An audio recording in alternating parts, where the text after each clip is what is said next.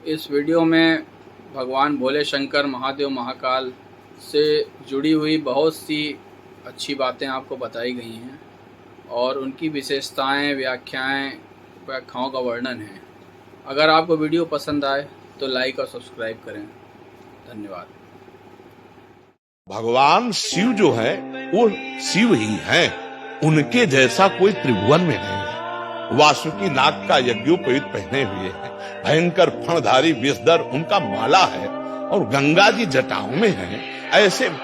ऐसा परिवार देखा है? देखो, शिव जी का वाहन नंदी और भगवती का वाहन बबर शेर। 1 मिनट में नंदी को खा जाए, लेकिन दोनों चैन से रहते हैं। अच्छा, अब और आगे बढ़ो। कार्तिकेय जी का वाहन मयूर है ना। भगवान शंकर के गले में सांप, मोर सांप का बहुत बड़ा आहार करता है। सांप का आहार। गणेश जी का वाहन चूहा है ना। कहीं झगड़ा देखा? बिल्कुल शांति से पूरा अरे शिव की क्षमता कोई कर सकता है? शिव तो शिव है। व्यसन करने में शिव को मत ला यार।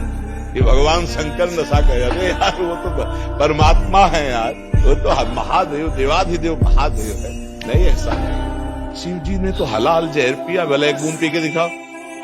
ये सब कोई जानता है कि नहीं? समुद्र मंथन में जो पहला हलाहल विष निकला भगवान शिव ने पिया। आप करो, शिव जी कोबरा को गले में डाले तो एक बार कटवा दिखाओ। शिव जी ने गंगा जी धारण किया, 1 बाल्टी पानी धारण करो। शिव जी ने गंगा जी धारण किया, 1 बार। शिव जी कभी भांग नहीं खाते। मंत्रों के द्वारा विजया शब्द से उनका अभिषेक किया जाता है। अभिषेक किया जाता है। शिव जी के ऊपर जहर का फल चढ़ता है, धतूरा का। शिव जी के ऊपर अकौड़ा का फूल चढ़ता है ना। खा लो, जहर है, हलाहल जहर खा के तो दिखाओ। धतूरा का माला चढ़ता है। विश्वनाथ जी का वो पहले बैच में आए थे, वो लाते हैं कभी कभी पूरा धतूर का माला।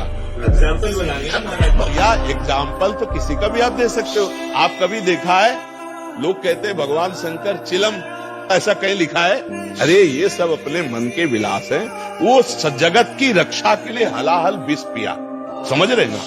तो जो हम सोने के समय रट रहे थे, वही जगने के समय चेतना जागृत होते ही निकल पड़ा।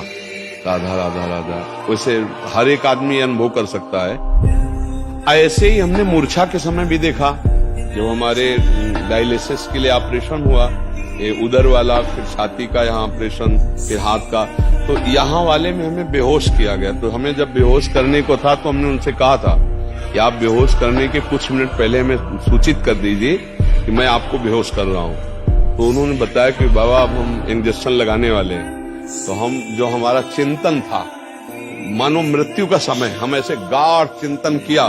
तो जो हम पद शुरू किए थे, तो जब हमारी मूर्छा भंग हुई तो अगली लाइन वही चल रही थी। शयन के समय, मूर्छा के समय, तो वही आप मूर्छा जैसा समझ लीजिए इसको। तो जिस समय आप राधा राधा चेतना में बोलकर आपकी चेतना शक्ति, स्मृति शक्ति लुप्त हुई, फिर जब जागृत हुई तो फिर राधा राधा आप बोल रहे हैं कि मुझे ग्लानि होती है, तो वो पूरा समय आपका भजन ही माना जाएगा। अगर उस स्थिति में प्राण चले जाते हैं तो आपको भगवत प्राप्ति होती है। क्योंकि मूर्छा के पहले आपने राधा बोला था। मूर्छावस्था में आप असमर्थ हैं, ना सत बोल सकते ना असत, ना सत्क्रिया ना असत क्रिया। तो अब आपका राधा ही माना जाएगा वो प्रारंभ का, और उसी से भगवत प्राप्ति हो जाती है। जैसे कोई सुबह बोला राधा और बेहोश हो गया, अस्पताल में भर्ती हो गया, और उसे होश ही नहीं आया, समाप्त हो गया शाम को, उसे भगवत प्राप्ति हो गई। क्योंकि अंतिम उसकी चेतना में पहली बार राधा जो निकला, फिर मूर्छित हो गया, तो उसको वही माना जाएगा अंतिम समय स्मरण, और उसी से भगवत प्राप्ति हो जाएगी। आप समझ पा रहे? जी।